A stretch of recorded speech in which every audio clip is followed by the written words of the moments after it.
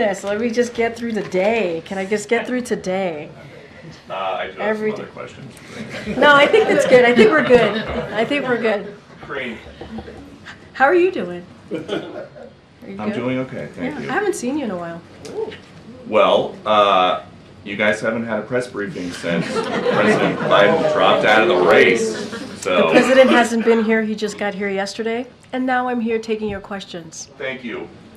And I've taken about 3 or 4 at this point from you alone. Well, it would seem that people in this White House knew that President Biden was slipping, and it was hidden from the American people. So who ordered White House officials to cover up a declining president? I know that that is a narrative that you love. And Well, to... when he No, goes wait, in 10 days, hold on. he did a press conference Hold at on. NATO. Hold I'm on. in it. There's all these things that I Hold need to on. finish. And then 10 days later, I'm dropping out. Okay, okay, you're asking me like multiple questions here. Let me, wait. First of all, there's been no cover-up. I want to be very clear about that. I know that's the narrative that you all want. Wait, no, you can't. Well, Okay. I've been with President Biden for 5 years. Are you going to let me answer the question? Would you at least admit that the debate was not just a bad night? Wait, can I answer the question? Yes. All right, are you sure? Yes. Okay. To your first question, it is not a cover-up. I know that is the narrative that you all want. It is not.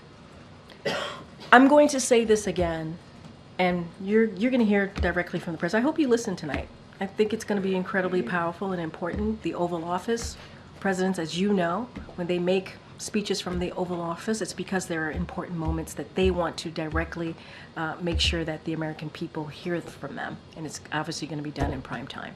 I would listen to the president. And then what I will say is that it is not easy making a decision that the president made on Sunday. It is just not. It is not. And as you all reported, it is historic. It is unusual. This is not the norm. And making a decision like that for someone who has been in public service for 54 years, U.S. Senator for 36, President to Vice President to President Obama for 8, and now a first term as president himself. These are not easy decisions to make. They're just not. And so the fact that he was able to make that decision in a selfless way, that's admirable.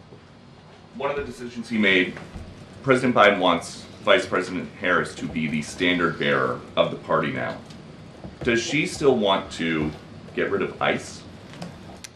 You have seen what this administration has been able to do in the past 3.5 years, and they did that with the vice president as a partner in that. And Republicans got in the way. The president went around Republicans and was able to get thousands of personnel at the border, and now we are seeing a 50% drop at the border. And that's because of what this president has done. As a partner, though, she's been in charge of root causes of migration for years. She has never spoken to the Border Patrol Chief, Jason Owens, or the Border Patrol Chief before him, Raul Ortiz. What should that tell us about her leadership style? She was supposed to be doing root causes, dealing with diplomacy. And Diplomacy. that's not Wait, involved. diplomacy. That's what her job was supposed to be. Diplomatic. That's the job. And I understand that you're asking these questions, but we should also look at congressional Republicans who got in the way, literally got in the way of everything that this president was trying to do to deal with the border. They got in the way. They would say one thing and then they would change their mind. They would say, we want Border Patrol, we want we want a deal on what's happening at the border, and then they would walk away from it.